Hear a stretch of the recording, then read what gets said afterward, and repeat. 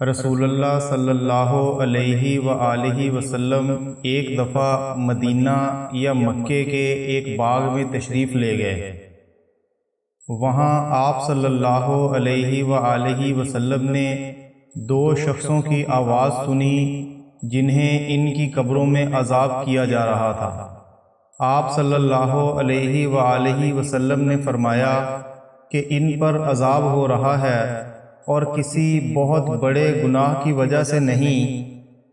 پھر آپ صلی اللہ علیہ وآلہ وسلم نے فرمایا، بات یہ ہے کہ ایک شخص ان میں سے پیشاب کے چھینٹوں سے بچنے کا اہتمام نہیں کرتا تھا اور دوسرا شخص چغل خوری کیا کرتا تھا۔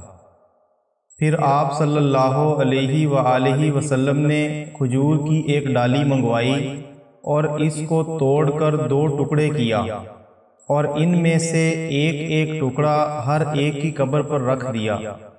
لوگوں نے آپ صلی اللہ علیہ وآلہ وسلم سے پوچھا کہ یا رسول اللہ صلی اللہ علیہ وآلہ وسلم، یہ آپ نے کیوں کیا؟ آپ صلی اللہ علیہ وآلہ وسلم نے فرمایا، اس لیے کہ جب تک یہ ڈالیاں خشک ہوں شاید اس وقت تک ان پر عذاب کم ہو جائے۔